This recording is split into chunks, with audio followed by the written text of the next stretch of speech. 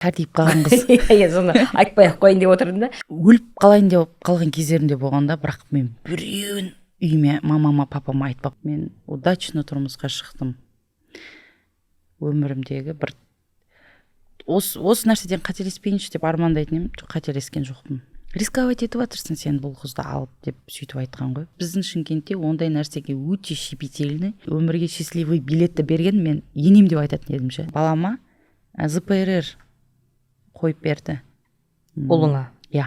Бірінен кейін бірін туа, ойбай, бірінен кейін бір өсіп кетеді. Өспейді олай. Қиын болады.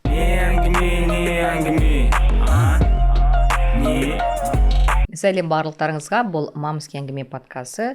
Аналардың өмірі жайлы ең үздік подкаст, және бүгін бізде қонақта Анна, актриса, Ақерке Арыс. Ақерке, қош келдің, қалайсың?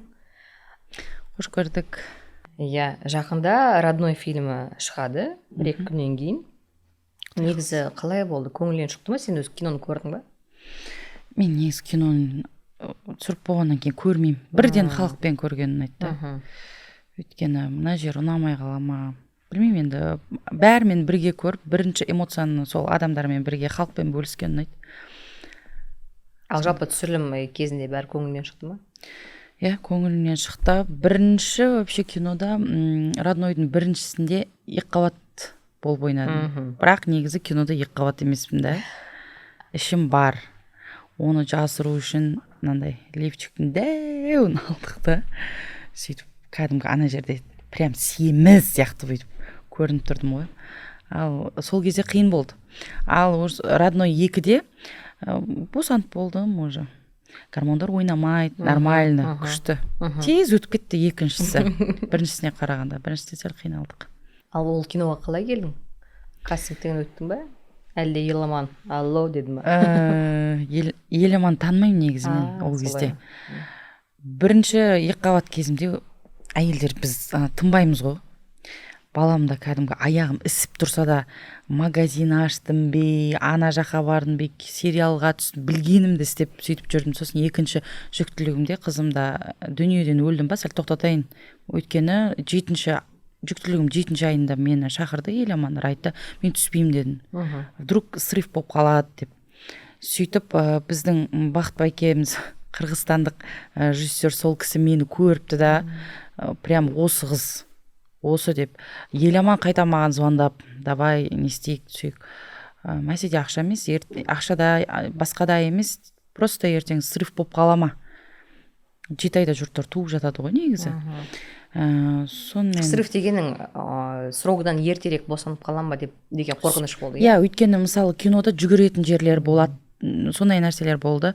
Кинода ұйқың қанбайды, кешке дейін жүріп қаласың, түнге дейін. Енді кім біледі мысалы. Сонымен қорықтым да, бәрібір срыв болды ғой арасында. Солай ма? Срыв болды, сонда не болды? Бір күнде почти что бір талай ақша кетіп қалады ғой негізі кинода. Екінші күнде уже срыв болды. Мен Алидің баламның тұсаукесерін өткіздім, тойды. Сөйтіп тойды өткіздім да, білмеймін ғой, көз тиді ма. Сонымен ертесіне бірден съемка басталып кететін болды, ұшуым керек. Ал түнде мен бүкіл бәлені жеп жатқам ғой, тойдан қалғаны бар. Сөйттім да, түнде ауырам. Ішім өте, жүрегім айниды. Таңғы сағат, түнде бір 3-тен басталған, таңғы сағат 10-ға дейін туалетпен 2 ортада жүгірдім ғой. Сөйтіп 12-де уже ұшып кетуіміз керек. Сөйтіп скорыймен алып кетеді. Нормально болам, бар жоғым ешем. Сонымен әйтеуір жанымды түйіп, неге кетеміз? Алматыға. Сөйтіп кешке қайттан ауыстырады билетті. Сонымен кешке келеміз, азанда бәрібір асқазан бүріп, ауырат жібереді. Енді екіқабатпын ғой, өзім қатты қиын болып тұр. Сөйтіп бірінші күні съемкада кәдімгідей деп жүріп тұрмын, мен қатты қиналып жүріп түстім. Сосын екінші уже түнде үйге қарай барып, түнде жатсам, уже невозможно ғой. Түнгі сағат 3-те звондадым ғой кімге? Еламанға айттым. Еламан, мен барамайым. Мен біліп тұрмын да, уже мен азанда нормально болмаймын. Сөйтіп айтып, ренжімеш деп сөйтіп. Ой, бір күн сөйтіп бәріміз демалдық. Сөйтіп выходной болды, иә? Бүкіл группада. Сен түсе алмадың, өйткені ауырдың. Одан кейін системаны құйдық. сөйтіп 4 күн қатарынан система съемканың кезінде арасында сәл демалыс кезде система салдырып сөйтіп барып түсіргенбіз. Сондай қиындық болған біріншісінде. Міне солай болады, актрисалардың өмірі осы. Ханали қазір 2 жаста 4 айда, иә? 2 жас 4 айда. Ал Қызым Айдай 1 жас 3 айда қазір. Сен сонда негізі Шымкентте тұрасың. Я Шымкентте тұрамын. Алматыға сол жаңағыдай жіберіңіз видеоларыңызды, сөйтіп әйтеуір кастингтен өтіп, ұнатқан болса әйтеуір киноға келіп осы жаққа түсіп кетем. Жалпы балалық шағың туралы айтып кетші. Балалық шағымда бір айтайын десемші, туған әпшем бүйтіп айтады да маған. Хотя мен оны білмеймін да. Сен негізі біздің үйде трудный ребенок болғансың дейді. Енді мен қазір ойланып отырсам, шынымен сондай болған екенмін ғой деймін. Өйткені ұрсып қалсам, үйден түнде болса да шығып кете беретін. Папам артымнан іздеп сондай болған, мен есімде қалғаны. Сосын мен айтқаным обязательно болу керек. Ерке, мен папамның қызымын. Өте еркемін. Көп нәрсем папаммен ақылдасам. Кішкентайымнан ән айтамын. Негізі мен ән айтып жүріп, кейін театрға не істеп, қазір актриса болып кеттім ғой, бірақ негізі әнге жақын. Пародия жасағанды кішкентайымнан өлтіретін. Кез келген нәрсе, мультфильмдерге пародия, барлығына пародия жасай беретін. Кішкентайымнан сондай мінезді, қазір оңып тұрған жоқпын ғой негізі. Сондай мінезді, бүкіл нәрседен қалмайтын, сабағыма да барлығына сондай. Сол жаңағыдай мінезім сол кішкентайымнан негізі. Сол жаңа әпкем айтқандай ғой, трудный ребенктің негізі сен болғансың. Негізі отбасыңда сен және апайың? Жоқ, 5-еуміз біз. 5-еусің. 1 ұл 4 қыз. Мен 4-шімін. Жаңа сен айттың, 2 мамандықты таңдадым дедің, таңдадым дедің. Сонда екеуінде оқыдың ба, қалай болды? Мен бізде негізі үйде папамыздың айтқаны заң ғой. Қандай таңдайсың мамандық деді бізде. Папаларымыз, мамаларымыз таңдап берген еді ғой бұрын. Мұғалім болғың келе ма, медсестра? Мұғалім болмаймын, медсестра боламын. Сөйтіп выбор без выбора дейсің ғой. Қақа бар, не істейсің, оқисың. Қызылордаға барғың келе ма, или Шымкентке? Қызылордада туған әпкем күйеуге шығып, сол жақта Қызылордаға барам, сол жағын айт. Сөйтіп сол жаққа барып медсестра оқыдым. Мейірбикесі дейді. Одан кейін оны бітіріп, сол медсестра болып жүрген кезімде Алдараспан театрына кастинг болды 3-ші курсымда. Сөйтіп, сол жақта кастингтен өтіп, 3-ші курсымда мына жаққа келіп оқып, неге концертке шығып, сөйтіп жүрдім да, одан кейін барып, уже сол театрда жүргеннен кейін, бітті ғой енді, Шымкентке келгеннен кейін, неге театральныға тапсырдым, қайтадан кешенді тест тапсырдым, сөйтіп грантқа түстім өзім. Сөйтіп актриса болып кеттің. Актриса болып кеттім. Негізі вообще балалық шақта айтылған нәрсе сол болады екен ғой. Мен әжем қатты, апам ғой, папамның мамасы ауырған кезде қатты, енді кәрі адамдар алжиды ғой. Сол кезде қасында жатқанда менің апам ұлты Қарашай. Бұрын енді Қарашайдан келген, сол қалып кеткен ғой Қазақстанда. Сосын алжып қалғанда, енді ауырған кезде, бүкіл бауырларын айтқан кезде мен қатты жаңағыдай көріп қиналдым да, сөйтіп мен не болам, мен врач болам деп өзіме сондай не істедім, жаңа ой түйдім, кейін әнші де болам, врач та болам деп айтқам ғой. Сөйтіп медсестраны оқыдым, одан кейін ән де айтып жүрмін, қазір актрисамын да. Балалық шақта не айтсаң, сол точно болады деген рас екен ше. Иә, шынымен де солай. Сен ақыры 25 жасыңда тұрмысқа шықтың. 25 жасымда, иә. Енді бұл Шымкент өңірі бойынша, былайша айтқанда кәртейіп қалған қыз. Иә, соны айтпай ақ қойын деп отырдым да. Енді жасы үлкейіп қалған қыз деп па? Солай қабылдау солай ғой енді. Қазіргі таңда әрине қазір 35-те де 40-та да қыздар тұрмысқа шығып жатыр, бірақ сол кезде, сол өңірде қысым көрдің бе? Ойбай, сен 25-тесің ақырке, қашан күйеуге шығасың? Мен папам мен мамам ше, вообще бізге қашан тұрмысқа шығасың деп айтпапты. Прикиньте, мен ең үлкен әпшем 26 жасында шықты ма? ол кезде біз кішкентаймыз, сонда 26 деген дәу сияқты көрінеді. Қазір мысалы 29-ға келіп отырсақ та ішімізден енді бөпе сияқты, кішкентай сияқты болып тұрасың ғой. Сөйтіп айтпапты 25. Бірақ мен сол ғой жаңағыдай кішкентай кезімнен примерно 25-ге келген кезде шығам, сәл жұмыс істеймін деп айтатын едім. Точно сол 25 жасымда тұрмысқа шықтым. Үйтіп енді жігітіммен танысқан кезде мамамдар болды шықсаң шыға бер деді. Ондай не істемеді. Оны алдында да туысқандардан кім шығасың, ондай болған жоқ. Ондай жоқ, бізде айтпайды екен. Ал жігітіңмен қалай таныстың? Ой, жігітіммен машинамен авария болған кезде танысқам. Сен авария болдың? Иә, мен авария болдым. Қалай болды сонда? Прикиньте, мен бар ғой, өліп қалайын деп қалған кездерімде болғанда, бірақ мен біреуін үйіме мамама папама айтпаппын, мен қиналып жатырмын деп ше. Анда бір еркек сияқты бір характерім бар, сондай бауырларыма айтып, ешкімді уайымдатпайтын. Хотя менде ондай өліп қалайын деп қалған ситуациялар бір 3 болмаса да 2 болды. Сонда не болды сол кезде? Мен бір ер адаммен төбелесіп қалып, мен қылғындырып, прикиньте, мен сол кезде мен көз алдымда бір какой-то секунд мен қазір өліп қаламау деген сондай не болған ғой. Сондай болған, сондай бір суға ағып кетейін деп қалған кезім болған. Жаңағы аварияны айтам. Сонда не болды сол кезде? Аварияны ол кезде менің жігітіммен, мен күйеуіммен ол кезде менің әпкелерім, араласатын әпкем және өзім туған әпкем, ол мен күйеуімді ол кезде таниды. Сөйтіп мен авария болған кезде соны шақырды әпкем. Жаңа араласатын, просто так. Тұр, сен аварияға түстің. Сол аварияда не болды? Қай жерде болды? Соны айтып берші. Жоқ, аварияның өзін. Авария, мен деген машинаны правасыз айдай бергем ғой. Бірақ авария болған кезде, құдай сақтап, әйтеуір ол кезде правамды кәдімгідей алып алдым. Сөйтіп көктемнің кезі еді, мынандай знактардың барлығын жаңағыдай жауып қалған ғой. Бәрібір енді білместік бар. Біз әйелдер сондаймыз ғой, ондай ештеңені күтпейміз. Жаңағыдай қорықпаймыз ештеңеден. Сөйтіп менікі дұрыс емес, главный да сол жақтан келу керек, ал мен жүре бергенмін, сонымен соғыстық, былай соғыстық, ол арыққа түсті жаңағы машина. Мен кәдімгі мынандай бір неге столға? Иә, соған барып қадалдып қалдық. Подругам бар жанымда, артында өзімнің туған әпкем және жаңағы былай араласатын әпкеміз деп айтайын, сол кісі болды. Сөйтіп енді Құдай сақтады, сол жерде бала шағаларды ойнап жүрген, олардың сәл әріде оны басып кетпегенімізге осыған да Құдайға шүкір, кәдімгі басымыз деген бәрі жарылды, нелер бас шыққаннан кейін басымыз ауырып, сол кезде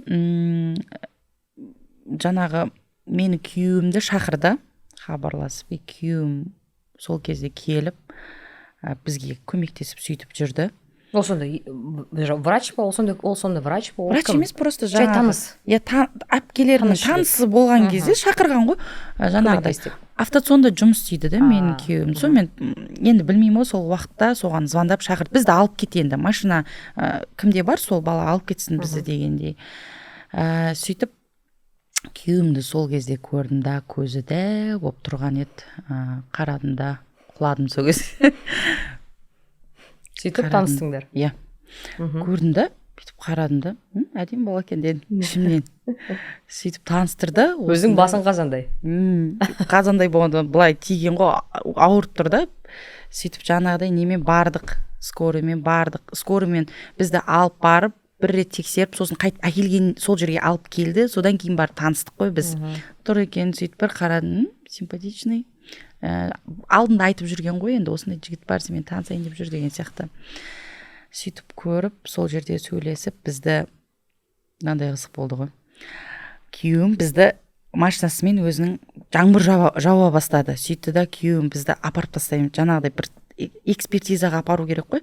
Сөйтіп бізді аппаратта экспертизаға жаңағыдай іштің ба, ішпедің ба деген сияқты. Сөйтіп аппаратта күйеуім жаңбыр құйып кетеді да, мені кіргізу керек қой. Артынан дәу кәдімгі күшті, ондай кәдімгі бір статный зонтикті бүйтіп шақ еткізеді да, ашады сөйтіп. Ойбай, не деген романтика біздер андай сондай моментпен әйелдер сондай ғой. Вау деп не істедім, сонымен бір кезде бүйтіп жүріп, кіргізіп жаңағыдай. не істеді, сосын барып машинасына отырсам, кілең плейлистінде менің жақсы көретін андай өлеңдер да енді. Это знак дедің ба сосын? Сөйтіп, мынау не деген, мынау кәдімгідей не, сөйтсем көкем терме тыңдайды екен. Былай өмірде терме тыңдайды да. Сөйтіп солай танысып, одан кейін 6 айдан кейін жігіт қыз болып сөйлесіп жүріп 6 айдан кейін үйлендік. Өмірімде менің ең бірінші тұрмысқа шығу удачный қыздарға, мамандықтан да бұрын мен удачный тұрмысқа шықтым. Өмірімдегі бір осы нәрседен қателеспейінші деп армандайтын едім, қателескен жоқпын. Бірақ сен бір сөзіңде осы тұрмысқа шыққан кезде өтірік күліп тұрдым деп айтқан болатынсың. Оған не себеп? Енді осы нәрсені айтайын. Біздің Шымкентте вообще өнер жолында қыздарға тұрмысқа шығып, семьяны сақтап қалу өте қиын. Сіз оны өзіңіз де білесіз ғой негізі. Одан кейін Жастағы сен деп айта берші. Сіз Айнұр, сен өзің білесің ғой негізі, өнер адамдарына вообще тұрмысқа шығу и сол тұрмысты сақтап қалу қиын. Әрине. Именно біздің Шымкентте тойға шығатын қыз болсын, билейтін қыз болсын, өнердегі қыз болсын, біздің Шымкентте ондай нәрсеге өте щепетильный. Сөйтіп бізде тәтті шай болды. Тәтті шай болғаннан кейін кәдімгідей күшті бәріміз, күйеуіміз екеуміз жағдай вау деп жүрміз. Сөйтіп күйеуімнің настроениесі жоқ, бір 2-3 күннен кейін уже тойды уже күнін белгілеп, тойханаларға заклад беріп қойғанбыз. Неге настроениең жоқ десем, жаңа достар жағынан балдар, енді оларда маслихат типа тойды не істейміз деген балдар өздерімен ақылдасып сөйтеді ғой. Сөйтіп білмеймін, жұмысындағы ма, бірге араласатын балдарым арасында сен жаңағыдай не қылатсың деген ғой. Рисковать етіп жатырсың сен бұл қызды алып деп сөйтіп айтқан ғой. Сонда ол достар айтқан. Достар айтқан. Туыстары емес, достар. Кейін уже туыстарында атақты бір ағасы бар. Енді атын айтпай қояйын.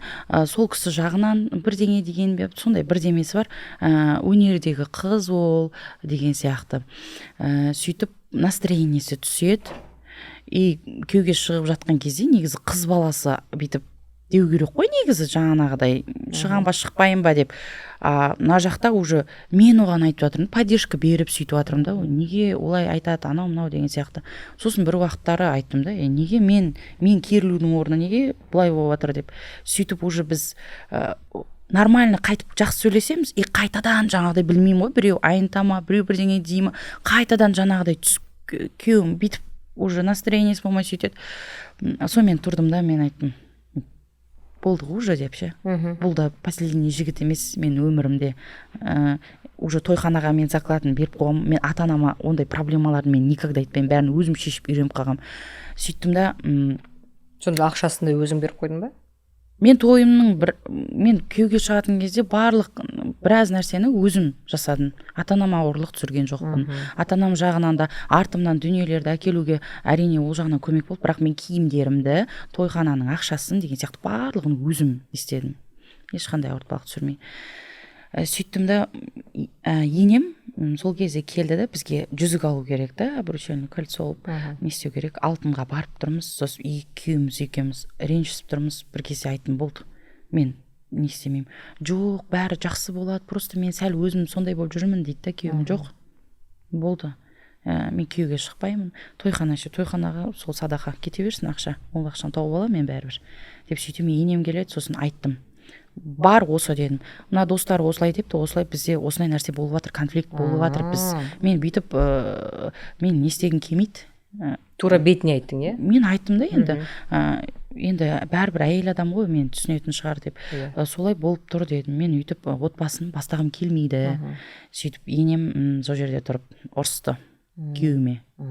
Сенімен бірге кім тұрады? Сен өзің өмірлік таңдап отқан, саған жұрттардың әңгімесі керек па? Мені үйтіп ұятқа қалдырма ел жұрттың алдында. И оған дейін де біз енеммен сөйлесіп тұрдық ше. И біреу бірдеңе десе, көңіл ренжісіп қалсаңдар тойға дейін ештеңке уайымдама, мен сенің жағыңдамын. Давайте, иә, сол кезде бұл да бір лотерея ма? Айнура, мен бірдеңе айтайыншы сізге. Ол күйеуіме дейін де маған жігіттер болған жоқ емес, тұрмысқа шық деген жігіттер болды. Бірақ мен көбінде өзім андай қыздар қорқады ғой тұрмысқа біреу шық деп айтқанда ойбай деп қаласың ғой. Сондай болады. Именно сол счастливый билет дейді ғой, сондай өмірге счастливый билетті берген мен енем деп айтатын едім ше. Өйткені маған не істеп отырды, артқа қайтуға не істемеді, давай көмек беріп отырды. Иә, давайте бастадыңдар ма, не қылыңдар, ештеңкеге уайымдамаңдар деген сияқты. Сөйтіп мен айтам да, ойбай қазір айтпаймын, күшті, біз енем екеуміз тату тәтті, ойбай сұмдық демеймін, бірақ сол моментте маған өте күшті поддержка берген енем болды. Ештеңке уайымдама, давай деп.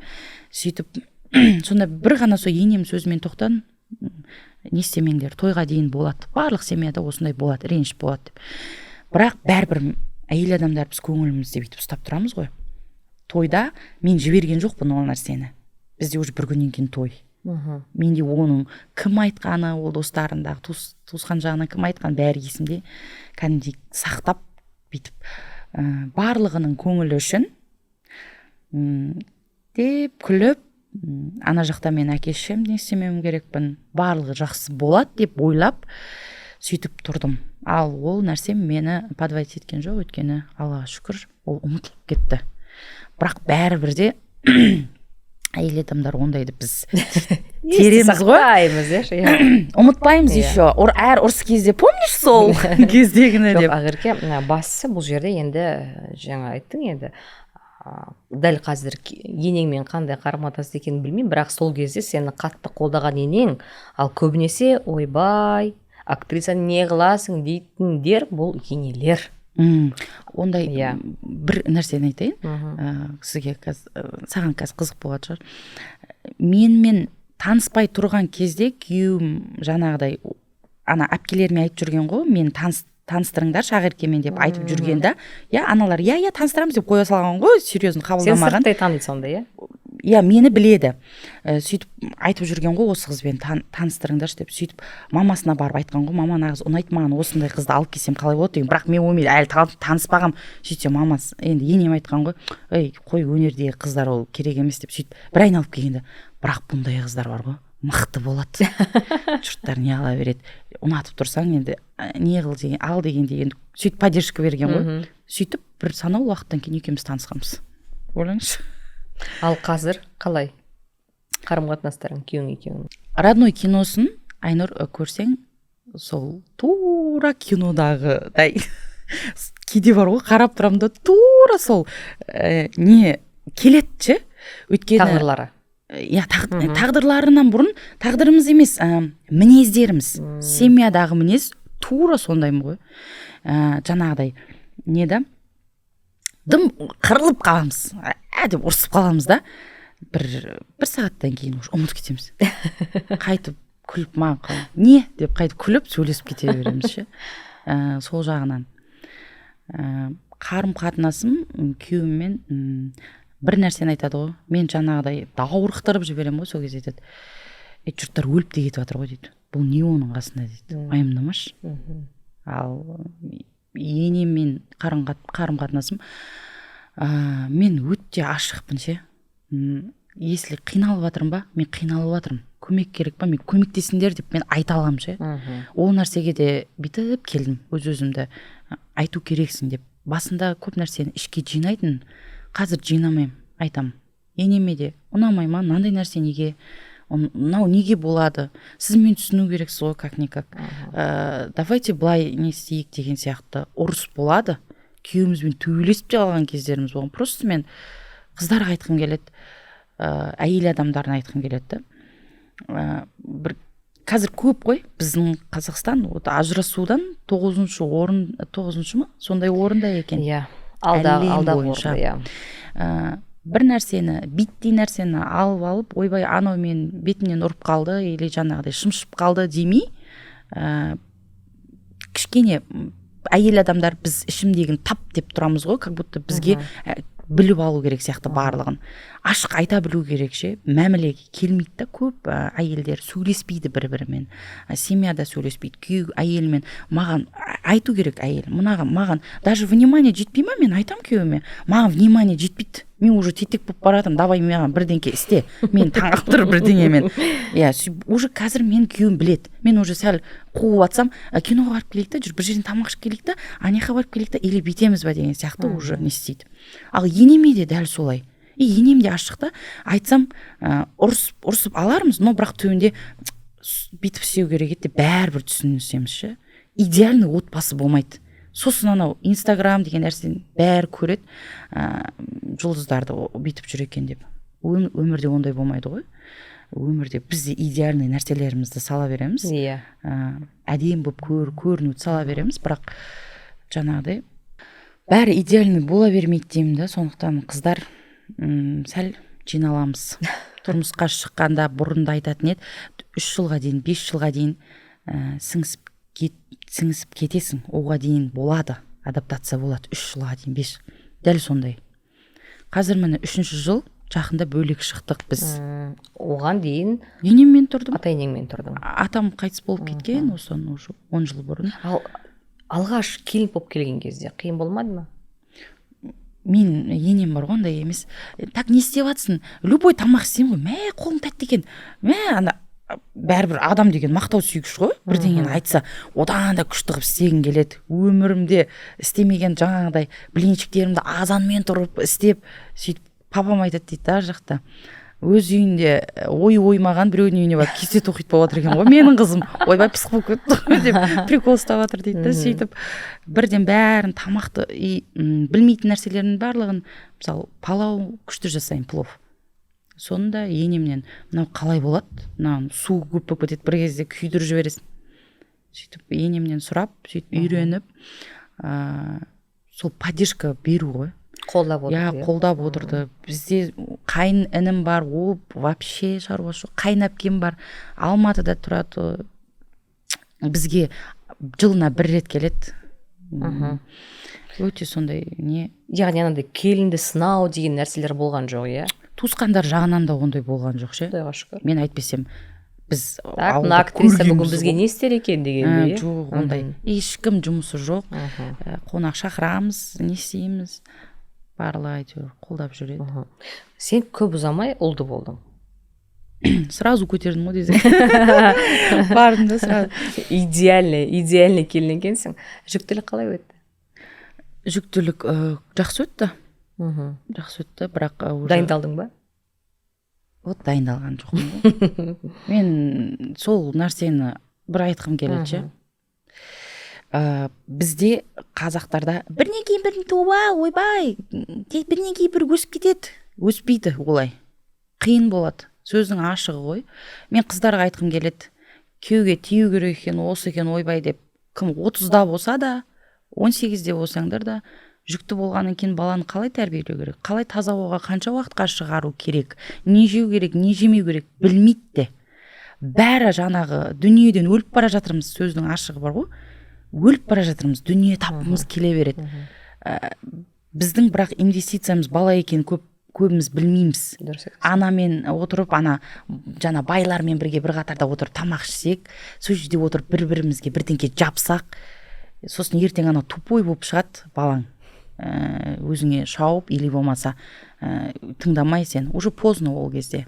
А сол нәрсені мен осы 29-ға келгенде түсіндім. Балам 2,5-ға келгенде түсіндім. Ол уже маған кеш. Сен уже баланы көтермей жатып білу, сәл іздену керек та. Сонда менің ақмақтығым да сол. Мысалғы, қазір енді, например, мен балама ЗПРР қойып берді. Ұлыңа? Иә.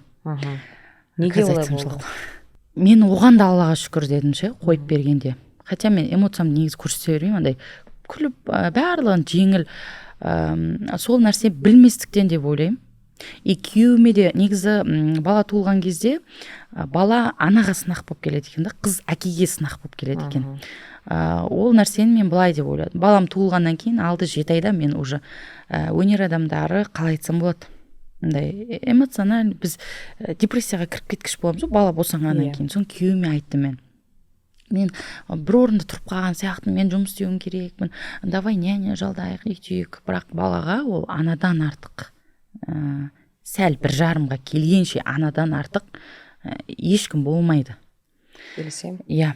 Сөйтіп сол нәрсені мен сол уақытты жоғалтып алдым. Сол уақытты мен пропускать етіп алдым. Сонда қалай болды? Бала жаңағы 1 жастан асқаннан кейін сен няня алдың? Жоқ, няня алдым, не істедім? Мен солай ойлаймын да, біз әйел адамдар бәрібір өзімізді кінәлай береміз ғой, бірдеңе болған кезде. Мен осы жерде үйттім ба, жаңағыдай үйту керек, бүйту керек, жаңағы дүниенің соңы ғой сол. Бірдеңе табу керек, ананы істеу керек.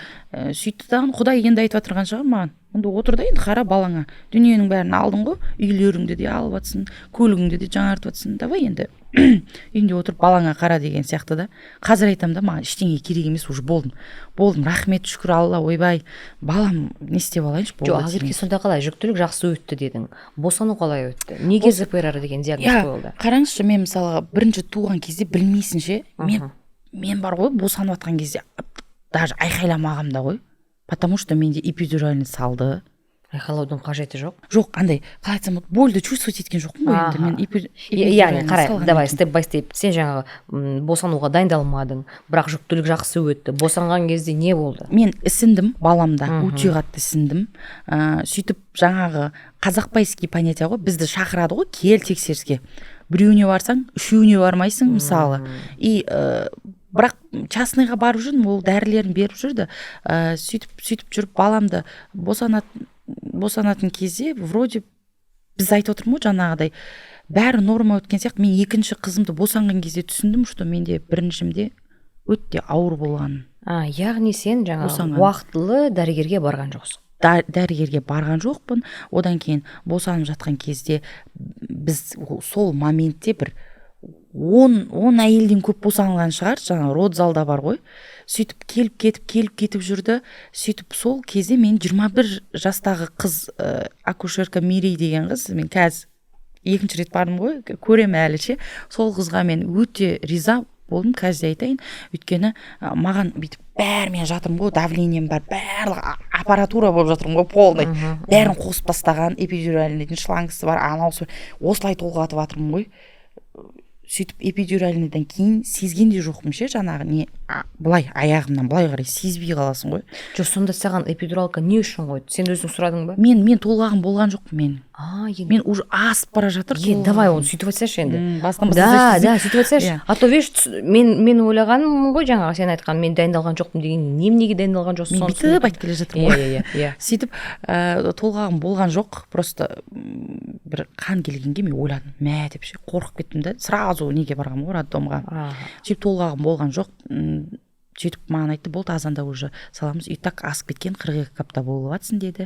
Сөйтті дағыны азанда бардық, жаңағыдай 10-нан асыма, есімде де жоқ, бірақ 40 әйел шықтық жоғарыға, бәріміз бір уақытта бәрімізге салды жаңағыдай нені, система салды. Ал системамен келген толғақ, ол демалмайсың ғой.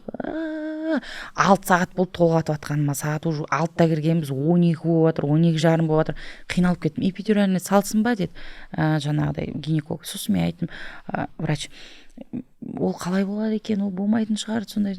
Мен үшеуін тудым ғой, нормально жүрмін ғой, мен қанша әйелді туғызып, сол эпидуральный салған мен нормально. Давайте, келді, анестезиолог салды, күшті, вау, болып жатыр, әйтеуір жатырмын, уже кайфовать етіп.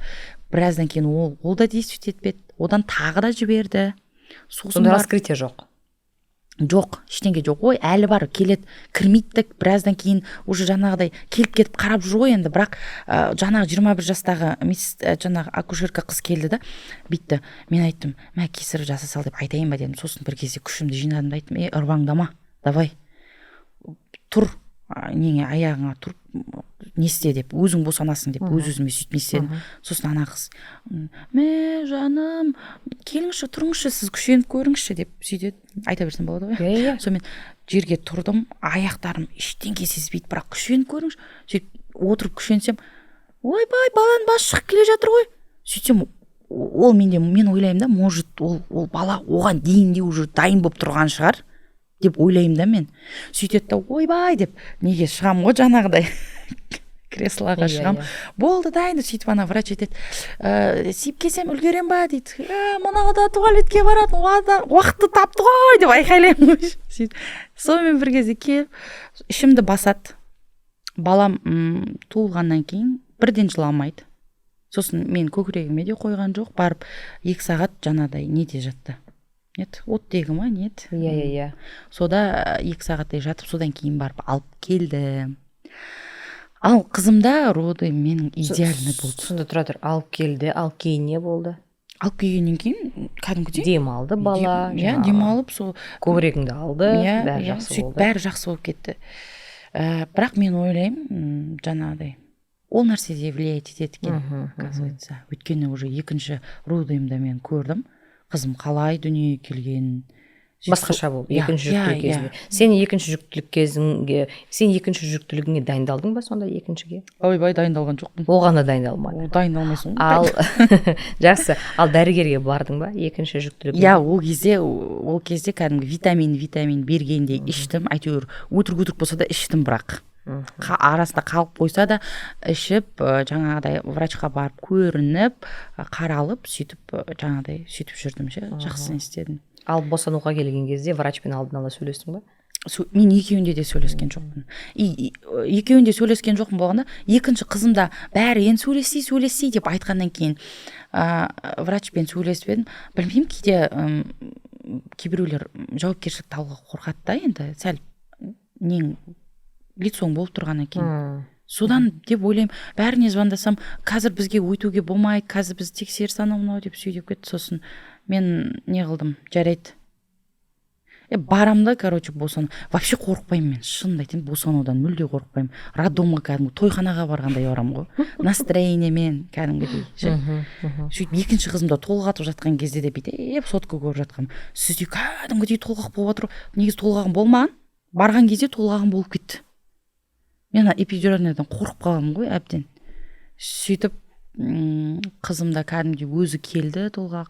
Өйстеп жатсам, мына жақта вук кетіп отыр, сіз толғап отырсыз, сіз телефонда жатсыз. Не қыламын, мен қатты ауырмаса нормально деп Инстаграм қарап жатырмын.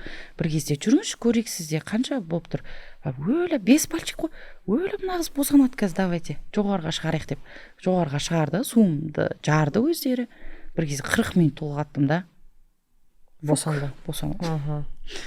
Қызың, екінші босанған қызың бірден демалды. Бірден прям шыққаннан уже жылап шықты, жаңа шыңғырып не істеді, бірденнен нені көкіректі алып, барлығы прям күшті болды да. Содан кейін мен баламдікімен салыстырып, сондай нелер, қиындықтар болғаннан кейін де қазір сондай диагноз қойды деп ойлаймын. Одан кейін біз телефонды көп бердік. Вот мен қыздарға айтатыным ше, телефонды көп бере бермеңіздер. Бір нәрсе айта кететінім, Айнұр, егер де байығың келсе, ер адамдарды көретін шығар арасында.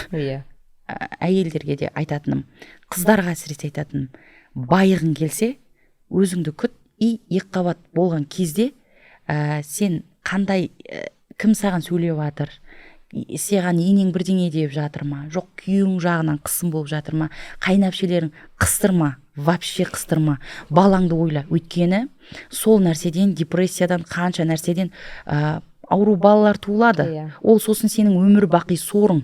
Ол сенің тек қана сорың ғана емес, сенің ақшаңның соры. Ал оны саған тауып бермесе, ол сенің отбасың, ол сен барған жерің бір 20% тауып береді көбісінде. Қызықтай емес. Сенің тұқымыңда ауру бала болған, сондай деген сияқты. Сол үшін өздеріңе қабат болған кезде прям күшті күтініңдер. Бай болғың келсе де сол. Өзіңді сақта, денсаулығыңды сақта, ұрпағыңды жақсы тәрбиеле. Тек қана ақша жағынан емес, басқа жағынан. Еркектерге де сол нәрсені айтқым келеді. Байғыларың келсе, әйелдеріңді дұрыс күтіңдер, балаларыңды дұрыс күтіңдер. Как попало, еркектің ғой мен деп ондай емес. Сол үшін де дүние деген, байлық деген сау бала, сау әйел, сау семья ғой. Көбінесе адамдар басына қиындық түскен кезде түсінеді. Иә, біз бәріміз айтамыз, ең басты байлық бұл денсаулық деп. Өкінішке орай солай, дұрыс айтасың. Көп әйелдер жаңағы енелердің айтқанынан стресс болып, сөйтіп екіқабат кезінде менің мысалы үшін бір танысым бар, тіпті порок сердца болған баласы. Көрдің бе? Ал енді ЗПР деген диагноз қойды дедің. Қалай ол диагнозды сендер байқадыңдар? Қалай ол ЗПРді жалпы байқадыңдар? Вообще негізінде біз мән берген жоқпыз, еркелік деп жүре бердік. Басында аяғының ұшымен жүріп жүрді. Мен мына нәрсені айтқым келеді, бұл нәрсені маған Аллах тағала беріп жатқаны, ол мен өзімнің инстаграмымда ене мен күйеуім туралы нәрсені ашық айта беремін. Оған маған күйеуім де енем де айтпайды. Өйткені көп әйелдер маған жазады, мен қолдау ретінде олармен сөйлесе беремін. Бұл нәрсені де менің басыма, сен осы нәрсені де айт. Көп ата-ана ол туылған баласының, хоть ол жаңағыдай аутизм болсын, ол ЗПР болсын, ол ЗР болсын, соны жаңағыдай битіп қалған ата-аналар бар, апаруға ұялады, өзінің жаңағыдай водителімен жібереді. Қайда, емханаға ма? Жаңағыдай барып нелерге, балаларды не істейтін. Маған барсам айтады, сіз өзіңіз келдіңіз ба дейді. Өзім келмеген, туған балам, өзім келмеген, кім келеді десем. Бізде осындай ата-аналар деп айтатындар бар да. Сол себепті басында да біз жаңағыдай білген жоқпыз, кәдімгідей еркелік анау мынау деп жүре бердік та, ойбай, жаңа үйде бәріміз балерон дей ма оны, баланы сондай болады, аяғын ұшымен жүріп жүрміз дедік. Содан кейін ол негізі балам бәрін түсінетін, мусорда апарып келіп бір уақытта бәрін істеуді қойды.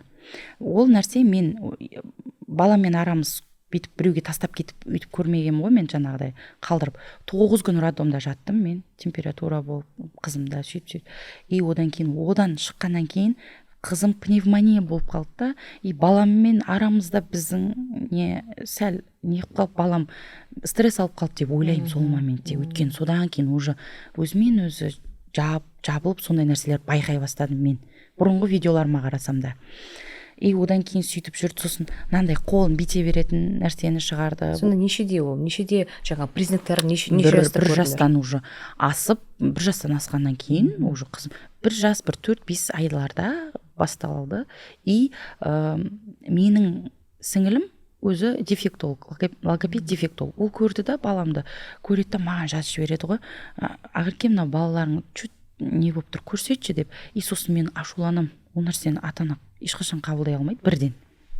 Сөйтіп таңғы 5-ке дейін уайымдап жатам ғой. Жаңа оянып кетем кез келген уақытта. Түсіп кетеді да уайымдаймын. Апар дейді, сіңіліме сөйлескім келмейді, іштей ренжимін. Барсай деп, мен білем ғой, мен бұндай балалардың біразымен жұмыс істеймін, не болып қалады деп. Сөйтіп жүрдік. Сонымен даже атын айтсаң, Ханәлі десең, қарамайды. Сосын көзге тіке қарамайды. Бүйтіп басқа жаққа былай сөйлеп тұрсаң, былай бол. Ал қазір, Аллаға шүкір, көзге тіке қарайды. Команданы уже жасап үйреніп, жаңа атын шақырсаң қарайды. Жүр кеттік, бәленің бәрін түсініп, уже күшті болып, несеп, шүкір Аллаға.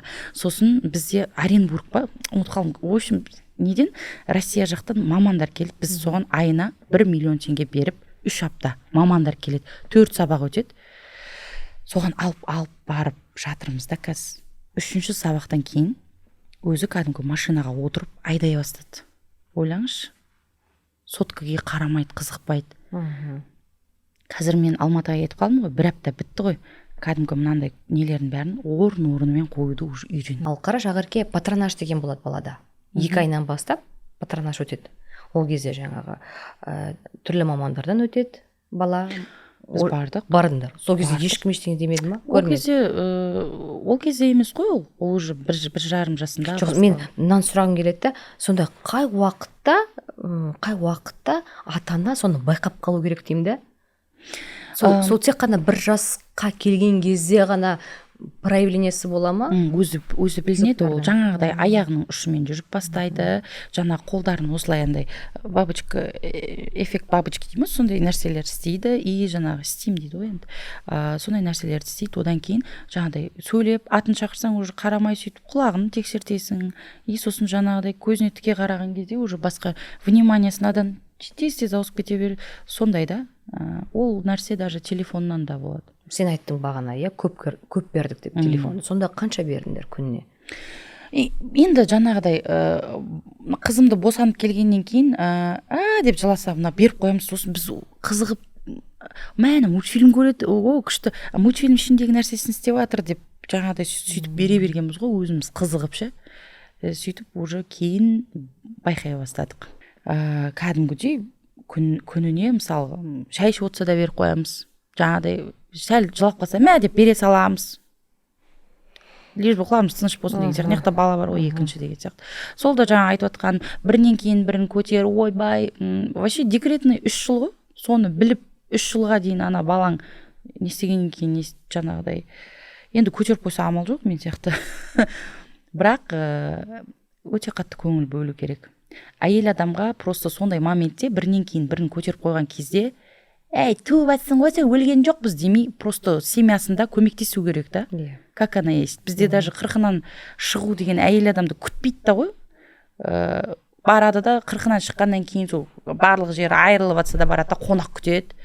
Жаңа шайын тасып 40 қонақ үйіне келеді. О неменеге келеді мысалы? Бәрі ауруын жұқтырады, содан бала 40-нан шықпай жатып неше түрлі ауру болады. Келісем.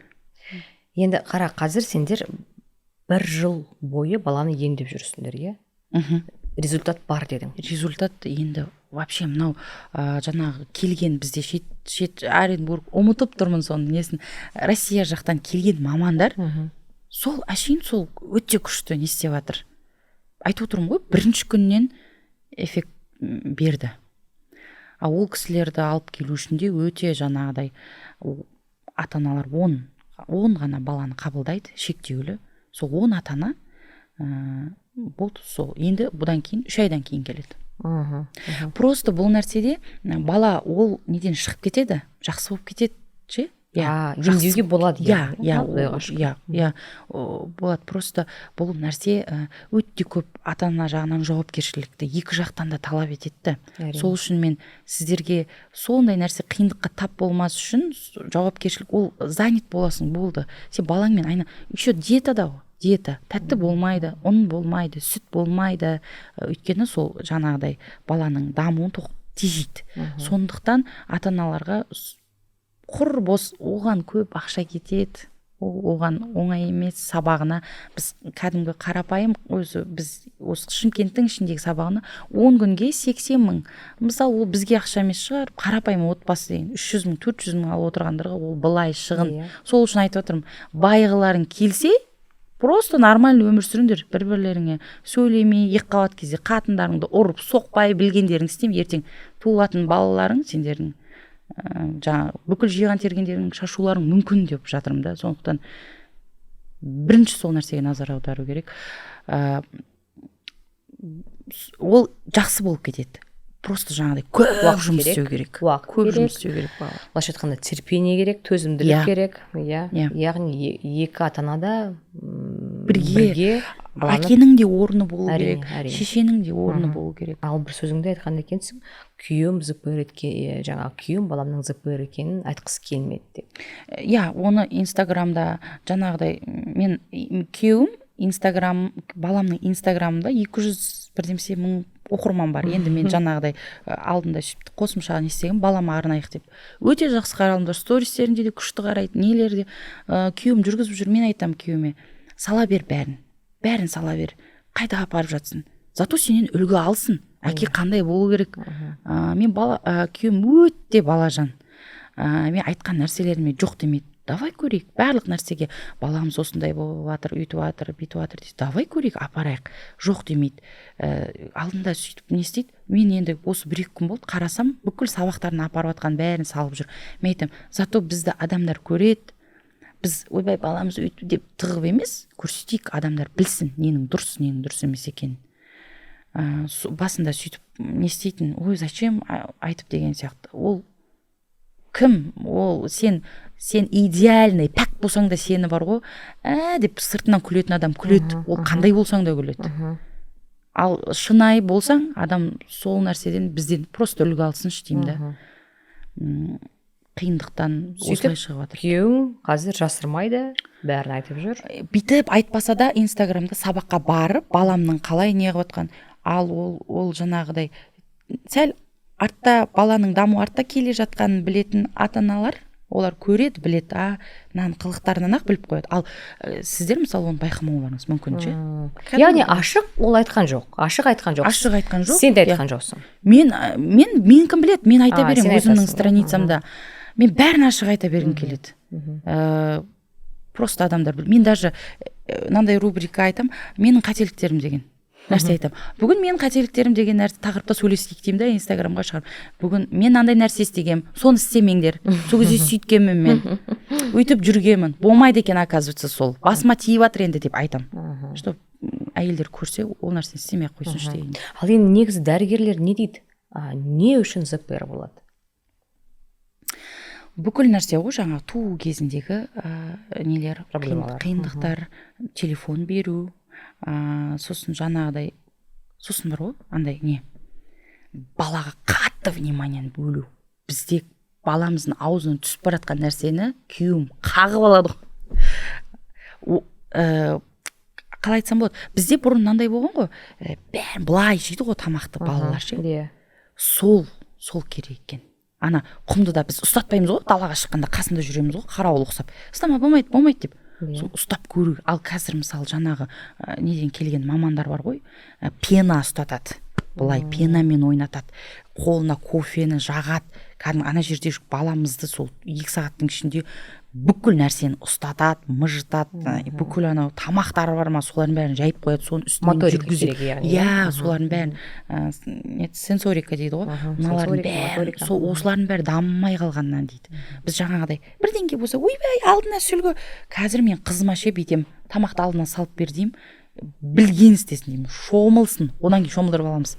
Былай жейді қызым, басына жағып. Сол нәрсені бұрын да бізге істейтін еді ғой. Қазір соны шетелден кәдімгі жаңалық ашқандай алып келіп жатыр бізге.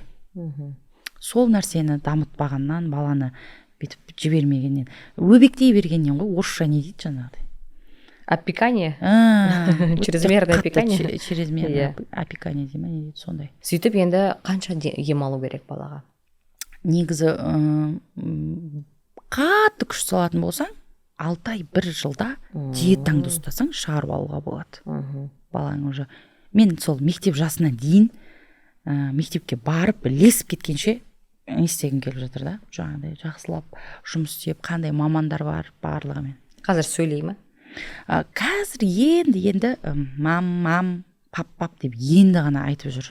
Сол айтқанның өзіне қуанып, машинаны былай айтады деп. Мені қараш, сен бағана айттың, кінәні өзімнен іздедім дедің, иә? Сол кезде кінә қазір кетті ме сенде? Өйткені көп әйелдер әрине өздері кінәлайды. Тіпті андай диагноз былай тұрсын, балаң құлап қалса, мен неге қарамадым, жаңа ғана қасында тұрдым ғой, мен неге бүйтпедім деп өзің кәдімгідей жеп қоясың ғой, шын айту керек. Ол кезден қалай өттің, ол кезеңнен? Мысалы үшін чувство вины дедің, басында рас екен білген кезде қандай күйде болдың? Біреу көмектесті ма саған? Күйеуің көмектесті ма? Ақырке бәрі жақсы болады, баламыз емделеді деген сияқты. Мынандай нәрсе болды. Мен сол өзімді не қылып мен настроением болмаған нәрсе балаға да беріледі. Мен оны байқаймын. Сөйтіп күйеуіме неге бұл үйтеді, неге бұл бүйтеді дей берген кезде күйеуім маған айтты. Бізде бәрібір әйелдерде тұрады ғой, оны күйеуім ойбай қалай болады екен мынандай деп айтып отыр деген сияқты. Сосын бір далада неде баламыз не істеп тұрмыз, сөйтіп бір кезде күйеуім маған айтты, тоқта деді. Сен балаң деді, қазір ол емделіп кететін нәрсе ғой енді бұл. Сенің балаң бір тяжелый ауру болса, сен оны қабылдайсың. Біз қабылдаймыз оны деді. Просто қабылда болды деді. Сол нәрседен кейін мен уже не істедім, андай өзімнен бүйтіп маған күйеуім может бүйтіп айтып қалатын шығар деген сияқты бірдеңелер болды, миымда жүрді ше. Сөйтіп андай ғой, күйеуім қалай айтсам болады, ештеңке қылмайды, жақсы болып кетеді. И сол нәрсе маған андай күш берді да. Ал мен де жаңа уайымдап, күйеуім де уайымдаған кезде біз деп отыратын едік ше. Уайымдаған былай тұрсын, тіпті ол жазалайды ғой. Иә, Сенен сен келді, соны айтып сен отырмын ғой. сондайсың, Иә. сен ол кезде бүйтпедің, сен ғой бірінші телефонды берген деген сияқты. Иә, сондай нәрсе. Жоқ, ондай нәрсе категорически болған жоқ. Айтты, балаң деді, қатты ауру болса да деді, біз оны қабылдаймыз деді. Ештеңке уайымдама, сәл жұмыс істейміз, жақсы болып кетеді. Одан кейін сол барып жаңағыдай айтты ғой, диагноз ЗПР деді. Мен бірақ соның өзінде де мен айттым, Аллаға шүкір дедім. Маған қиын нәрсе ештеңке айтып жатқан жоқ. Маған просто Құдай тағала айтып жатыр. Болды, тоқтат, айналайын, шаба бермей. Бала шағаңа қара деген. Бұл знак. Сәл көңіл бөл. Дүниеден өлген жоқсың ғой деген сияқты. Сондай нәрсе деп өзім түсіндім. Жақсы жағына қарай, уже ойымды дұрыс жаққа қарай не істедім. Адамның ойы негізі іске айналып кетеді дейді ғой, сондықтан мен егер ойымды түзейтін болсам дедім, балам осында дей бермей, болыпты, мен жұмыс істеуім керек, значит, менде жауапкершіліктің бәрін мен алуым керекпін, ана ретінде, әкесі ретінде алып жатыр. Шүкір оған да, осылай қолдап жатқанына. Енді сен ырбия бермей, давай өз-өзіңе жинал деп өз-өзіме сигнал бердім. Сөйттім да, уже жеңіл бола бастады. Сразу қалай менің көңіл күйім көтеріліп нормально болды. Баламда да сондай спокойный болып, андай не істеп, өзіміз жібермей тұрады екенбіз ғой, бүйтіп ше, барлық нәрсені. Жоқ, әрине оны қабылдау оңай емес. Иә. Оны өзің қабылдау, екіншіден жаңағы қоғам қабылдау, үшіншіден жаңағы күйеуің қабылдау. Соны сұрап жатырмын да, қазір енді бізді естіп жатқан қыздарда мүмкін осындай бір ситуация болып қалса, сенің осыған көзқарасыңды естейін дегенім ғой. Иә, мен қыздарға айтқым келеді, ол барлығы менің күйеуім сияқты емес қой, олардың күйеуі мысалғышы. Сондықтан сол ғой айтып жатқаным, қалай қабылдайды, қабылдамайды, просто мықты болыңыздар өздеріңіз үшін да, и оптимист дей ма, күшті, оптимист болу керек, позитивный қабылдау керек барлық нәрсені. Даже мысалы аутизм ол қиындау ғой, соның өзінен оптимист болған аналар шығарып алып жатыр негізі. Андай бәріне барып анаған мынау өйтіп жүрген бүкіл нәрсені, айтқан нәрсені уақытылы істеп, баласымен жақсы жұмыс істегендер ғана. Ал анау бүйтіп күйеуімен үйтті, кінә іздемеу. Мен мына нәрсені айтқым келеді, біз көп жағдайда қабылдай алмаймыз. Мысалы, өзгерткіміз келеді, өзімізге қарай істеп аламыз, ондай болмайды ғой өмірде. Сен де өзгерткісі келетін адам, қабылдай алмаймыз да, бәрін жан-жағында. Егер күйеуің сондай ма, мінезі просто қабылда, болды. Егер де сол жан-жағыңдағы адамдар саған бүйтіп тұрма, қош, сондай ғой деп, просто қабылда да иіп жібер соны. Басында бүйтетін мен, анау өйткенде бүйтетін еді, көп нәрседе сөйтетін, біреуден кінә іздейтін. Сосын Айнұр Асқарқызын білесіз? Әрине. Айнұр Асқарқызының сөзі бар, ешкімнен кінәні көрме. Біреуді кінәлайсың ба, болды уже. Сосын сол нәрсе мен миымда тұрады всегда. Мен біреуді кінәлағаннан кейін ешқандай жұмысың да, тірлігің де біреуді кінәлап отыра бересің. Өйткенде бүйткеннен ол бітпейді өмір бақи. Сосын тоқтаттым да, өзіңді жөндей бар салдың, өзің жетістіп тұрсың ба. Сол сияқты, өзің қарым-қатынасыңды дұрыстап бірінші, одан кейін барып, жаңа біреуге сын айтасың. Сондай нәрселерімді түзедім. Қыздарға да айтатыным, білгіштене бермей, миым көп, мен ғана білем дей бермей, сәл тоқтау беріп, өз-өздеріңмен айналысыңдар. Сен жаңа айттың, Ақерке саған Құдай айтқан шығар деп, Ақерке, маған Құдай айтқан шығар, Ақерке үйде отыр, жаңа балаңа қара деп. Сөйтіп сен кәдімгідей осы 1 жыл ішінде балаңмен отырдың үйде, 1 жыл ішінде отырған жоқпын ғой сол. Сол көріп тұрмын ғой. Родной 2 киносына түсіп келдің. Баламды алып кеттім Алматыға. Ол кезде де біз Шымкентте барамыз, Мегами деген орталыққа барамыз. Сол жақтағы бастығы апай айтты, сендердің шаштарың жұлан, балдарыңа қараңдар. Жібермеймін деді съемкаға. Неге барасың, сен балаңа көңіл бөл деді. Сол уақытта да біз деп жүргенде уақыт өткізіп алып тұрмыз ғой мені. Ал ондай кезде балаға бір күннің өзі кәдімгідей өткізуге болмайды, вообще өткізуге болмайды. Айтып отырмын ғой, өзімде ұратын адам жоқ. Сол жұрттан не қылғанды қатырамыз. Дұрыс үйретпеген шығар деп, бірақ өзіміз қырқып апармаймыз да сол нәрсеге. Айтып отырмын ғой, уже қазір азайттым. Мен деген шақырған жерлердің бәріне қонақтарға барам. Қазір қонаққа шақырама. Крайнем случай бір, ойбай, наған бармасам деп барам. Ал жаңағыдай шашым кепті, жаңағыдай үйде құран оқытып жатырмыз или жаңағыдай аяқ киім алдым құтты болсын дегендерді шақырған жерлердің барлығын тоқтаттым. Бізде ондай көп құтты болсын айт киси отырайық деген. Ол отырғанда мен былай уақытымды өлтіріп алады екенмін. И керек емес әңгіме, керек емес не, бәрін қысқарттым. Осындай ғана маңызды шаруалар болған кезде ғана шығам үйден. Ал жаңағыдай қалған уақыттарда зейінің бәрі балада, иә. Иә, қазір соған барынша не істеп жатырмын. Енді ақша да керек қой. Жаңағы инстаграмда реклама жасаймын, басқа қыламын, тойға шығып қыз ұзатамын, той жүргіземін. Сондай кездерде көп не істемеймін, ақшаға құнығып көп не істемеймін. Күйеуіме айтамын, қойшы бармай-ақ қояйық, одан отырайыншы, мен шаршадым. Сөйтіп қазір ондайлардың бәрін азайттым. Тем более қазір қыс мезгілі көп нәрселер шақыра бермей. Қазір мертвый сезон дейді, осындай кезде жақсылап үйде отырып алайын деп жатырмын да. Ақерке, енді бұл сұрақты қонақтардың бәріне қоям. Сен үшін өмірдің мәні неде? Кәдімгі ойланады. Өмірдің мәні просто тыныш өмір сүру. Дәл қазіргі уақытта. Просто бала шағаңмен үйде асықпай, аптықпай, өмірдің мәні бауырларыңның амандығы, бала шағаңның амандығы, жан жағыңдағы жүрген адамдардың амандығы болды. Қалған ол нәрселердің бәрін сатып аласың, ұрып соғып аласың, тартып аласың, әйтеуір аласың. Болады деш. Бәрі болады. Енді Ақерке, саған рахмет. Енді көрермендерге сенен сыйлық болсын. Не сыйлайсың? Айнұра, сен айттың ғой басында, қандай көрерменге бір сыйлық дегенде мен басыма келмеді ше, сыйлық болады дегендей жасау керексің.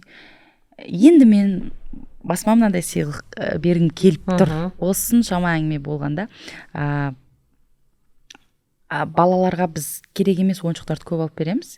Развивающий игрушка бір анаға сыйлағым келеді. Ол жаңағыдай ішінде неше түрлі нәрселері бар, әдемі бір 4-5 ойыншықтан жасалған сондай бір бокс деп айтайын ба, сондай баланы дамытатын ойыншықтар. Сондай сыйлағым келеді. Керемет, бәрекелді. Ал ол үшін құрметті көрермендер мынандай комментарий жазу керек. Егер өткен шаққа оралып, өзіңнің жүктілік кезеңіне оралсаң, өзіңе қандай кеңес беруші едің?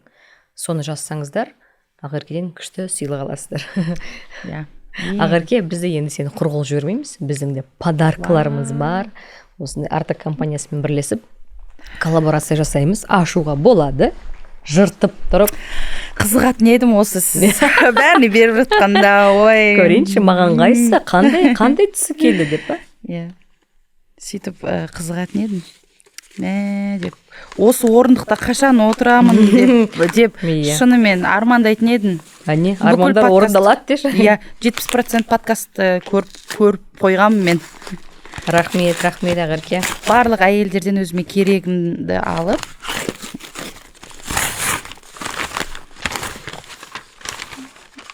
міне, бәрекелді.